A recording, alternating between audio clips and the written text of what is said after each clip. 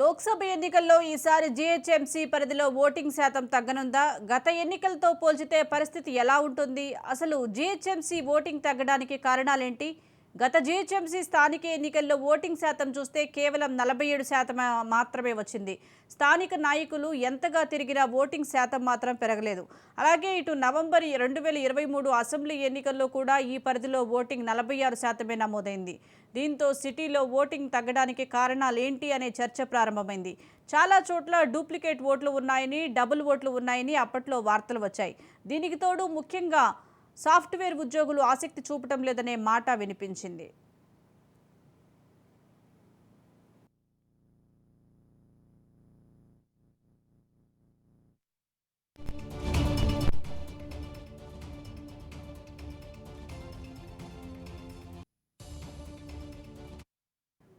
గత అసెంబ్లీ ఎన్నికల్లో ఓట్ల శాతం గమనిస్తే షేర్లింగంపల్లిలో 49% ఓటింగ్ నమోదైంది. ఈ అసెంబ్లీ సెగ్మెంట్లో స్థానికులు, ఐటీ ఉద్యోగులు ఉన్నారు. ఇక్కడ ఐటీ ఉద్యోగులు ఓటింగ్పై అంతగా ఆసక్తి చూపడం లేదనే వాదన ఉంది. అదీగాక గత అసెంబ్లీకి 2023 నవంబర్ 30న గురువారం ఎన్నికలు వచ్చాయి. ఒక్క శుక్రవారం సెలవు పెడితే వరుసగా 3 రోజులు సెలవులు వస్తాయని భావించి ఐటీ ఉద్యోగులంతా సొంతూళ్లకు పయనమయ్యారు. ఇక కొందరైతే సొంతూళ్లలో ఓటు వేసేందుకు ప్రయాణమయ్యారు. ఇక్కడ అక్కడ ఓటు ఉంటే సొంతూళ్లకే ప్రాధాన్యత ఇచ్చారు. అందుకే హైదరాబాద్ సిటీలో ఓటింగ్ డౌన్ అవుతూ వస్తోందని చెబుతున్నారు. ఇక హైదరాబాద్ సిటీలో ఈసారి కూడా పరిస్థితి దాదాపుగా అంతేనా అనే చర్చ జరుగుతోంది. ఈసారి ఎన్నికలకు కూడా వరుస సెలవులు వచ్చాయి. శని, ఆదివారాలు సెలవులు, సోమవారం పోలింగ్ జరగనుంది. ఇలా 3 రోజులు సెలవులు రావడంతో ఏపీ జనం జంప్ కొట్టేస్తున్నారు. దీంతో సిటీలో ఓటింగ్ శాతం పడిపోతుందనే వార్తలు వస్తున్నాయి. గత అసెంబ్లీ ఎన్నికల్లో పటాన్చెరు, కుత్బుల్లాపూర్లలో భారీగా అంటే 53 నుంచి 62% వరకు పోలింగ్ జరిగింది. ఇక ఈ ప్రాంతాల్లో స్థానికులే ఎక్కువ, అందుకే మంచి పోలింగ్ జరిగింది. ఈసారి కూడా ఈ స్థానాల్లో పోలింగ్ బాగా ఉండవచ్చని అంటున్నారు. మరి మిగిలిన ప్రాంతాల్లో ఈసారి పోలింగ్ పడిపోనుందా అనే చర్చ ప్రారంభమైంది. గత ఎన్నికలతో పోల్చితే ఈసారి ఎన్నిక చాలా ప్రతిష్టాత్మకంగా మారాయి. ఇప్పుడు 2 రాష్ట్రాల్లో ఒకే రోజున ఎన్నికలు జరుగుతున్నాయి. లోక్సభ కంటే అసెంబ్లీ ఎన్నికలకే మంచి క్రేజ్ ఉంటుందనేది వాస్తవం. తెలంగాణలో లోక్సభ ఎన్నికలు మాత్రమే జరుగుతుండగా అదే ఆంధ్రాలో అసెంబ్లీ ఎన్నికలు కూడా జరుగుతున్నాయి. అందుకే అక్కడ పోటీ చేస్తున్న అభ్యర్థులు హైదరాబాద్లోని ఓటర్లను రప్పించుకుంటున్నారని తెలిసింది. ఇక ఆహ్వానాలు పంపుతూ ప్రత్యేక బస్సులు వేశారని చెబుతున్నారు. అందుకే ఏపీలో ఓటున్న వాళ్లంతా వెళ్తున్నారని, ఇది కూడా ఒక ఎఫెక్ట్ కావచ్చని తెలుస్తోంది. ప్రస్తుతం అసెంబ్లీ ఎన్నికలు ఏపీలో ప్రతిష్టాత్మకంగా మారిన నేపథ్యంలో అక్కడి పార్టీలు హైదరాబాద్లో ఉంటున్న ఓటర్లపై ప్రత్యేక దృష్టి పెట్టాయని చెప్పాలి. అదెలాగంటే చంద్రబాబు అరెస్టు సమయంలో హైదరాబాద్లో ధర్నాలు జరిగాయి. అప్పుడే ఏపీ నుంచి వచ్చిన వాళ్ళు హైదరాబాద్లో వేలల్లో ఉన్నారని గుర్తించారు. ఆ రోజు నుంచే వివరాలు సేకరించే పనిలో పార్టీలు నిమగ్నమయ్యాయి. ఇక కొందరు అభ్యర్థులైతే ఏపీలో వారిని ఓటర్లుగా నమోదుకు కూడా సహకారం అందించారట. వారి వివరాలు సేకరించి వారందరినీ ఏపీకి తరలిస్తున్నారట. అంతేకాకుండా ఇటీవల హైదరాబాద్లో కుల, వర్గ ఆత్మీయ సమ్మేళనాలు నిర్వహించి ఆత్మీయ సమ్మేళనాల్లో వారి వివరాల సేకరణ జరిగింది. ఇప్పుడు వారిని ఏపీకి రప్పించి ఓట్లు పొందే ప్రక్రియ ప్రారంభమైందని అంటున్నారు. ఈ నేపథ్యంలోనే ఆంధ్రాకు వెళ్లే రైళ్లలో జనం కనిపిస్తున్నారు. ఏపీకి బారులు తిరిగిన వాహనాలు, కిక్కిరిసిన బస్సులు కనిపిస్తున్నాయి. ఈ పరిణామాలతో హైదరాబాద్లో ఓటింగ్ ఇంకా పడిపోనుందనే భయాలు కూడా కనిపిస్తున్నాయి.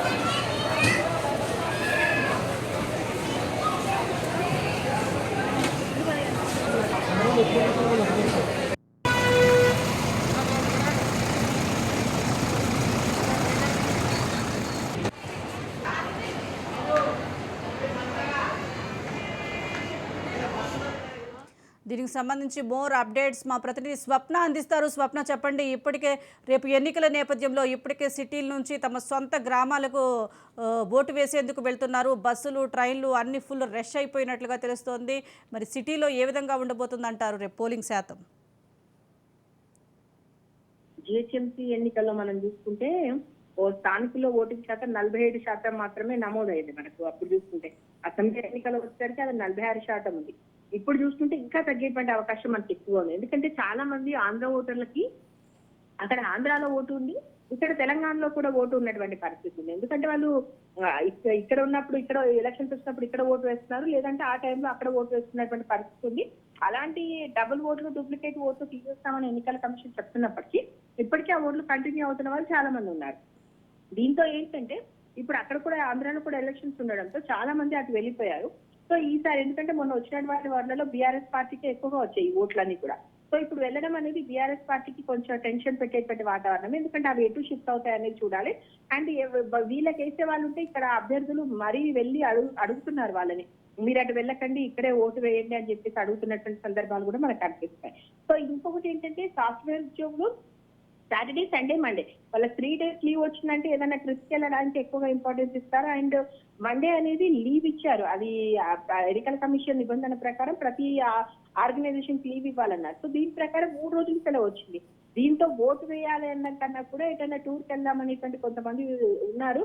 ఆలోచనలతో వెళ్ళిన వాళ్ళు చాలా మంది ఉన్నారు. సో మండే రిటర్న్ అవుతారా, వచ్చి ఓటు వినియోగించుకుంటారా లేదా అనేది ఒక టెన్షన్ వాతావరణం ప్రస్తుతం నెలకొంది. మరొక వైపు ఇప్పుడు ఉన్నటువంటి పరిస్థితుల్లో చూసుకుంటే సొంతూళ్లకు వెళ్లే వాళ్ళే ఎక్కువగా ఉన్నారు కాబట్టి ఓటు ఎక్కువగా ఆంధ్రాలో ఉపయోగించుకునేటువంటి పరిస్థితి మనకి ఎక్కువగా కనిపిస్తుంది. సో దాదాపుగా మనం ఎప్పుడు చూసినా కూడా ఇదే పరిస్థితి కనిపిస్తుంది. మామూలుగా సాటర్డే, సండే, మండే 3 రోజులు కలిసి వచ్చిందంటే ఓటింగ్ పర్సెంటేజ్ తగ్గేటువంటి అవకాశం మనకు కనిపిస్తుంది.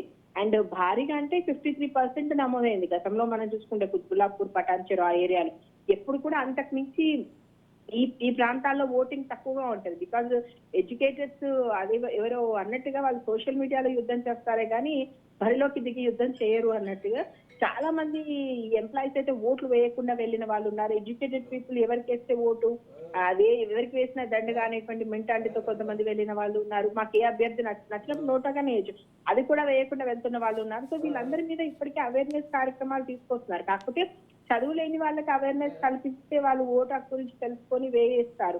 కానీ వీళ్ళకి అన్ని తెలిసి కూడా వీళ్ళు వెళ్తున్నప్పుడు వీళ్ళని ఎలా దారిలోకి తీసుకురావాలి? మొన్న వికాస్ రావు మాట్లాడుతూ ఒక మాట అన్నారు, ఇది ఖచ్చితంగా నిబంధన ఎట్టి పరిస్థితిలోనూ ఓటు అనేది మ్యాండేటరీ చేసే విధంగా నిబంధన వస్తే బాగుంటదేమో, అలా రావాల్సిన పరిస్థితులు వస్తాయేమో. ఎందుకంటే రోజు రోజుకి ఎడ్యుకేటెడ్ పీపుల్ ఓటుకి వేయడానికి దూరం చేస్తున్నారు కాబట్టి ఖచ్చితంగా వీళ్ళకు ప్రభుత్వం నుంచి ఏం రావాలన్నా కూడా ఖచ్చితంగా మీరు ఓటు వేయాల్సిన అనేటువంటి ఒక నిబంధన తీసుకొస్తే బాగుంటుందని చెప్పి ఆయన మాట్లాడారంటే దాన్ని బట్టి మనం అర్థం చేసుకోవచ్చు ఎంతగా ఎడ్యుకేటెడ్ పీపుల్ ముఖ్యంగా ఐటీ ఎంప్లాయీస్ ఓటు వేయడానికి దూరంగా ఉంటున్నారని చెప్పేసి.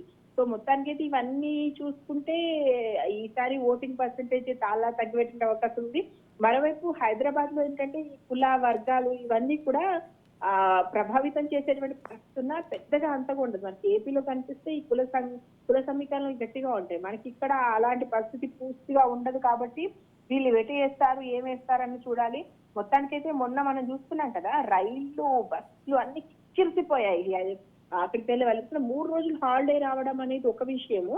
అంటే సొంత ఊర్లో ఓటు వేయాలని ప్రతి ఒక్కరికి ఉంటుంది కాబట్టి అక్కడ ఇక్కడ ఎలక్షన్స్ సేమ్ టైంలో జరుగుతుండడంతో ఏమైతుందంటే చాలా మంది 3 రోజుల్లో వచ్చాయి హ్యాపీగా ఊరు వెళ్దాము, అక్కడే ఓటు వేసుకుని వద్దాము, ఇక్కడ ఉండడం ఎందుకు అనేటువంటి మెంటాలిటీతో చాలా మంది ఉన్నారు. సో మనం ఏ రకంగా చూసుకున్నా మొన్న అసెంబ్లీ ఎన్నికలతో పోల్చుకుంటే మాత్రం పార్లమెంట్ ఎలక్షన్స్ లో తగ్గేటువంటి అవకాశం మనకి ఎక్కువ కనిపిస్తుంది.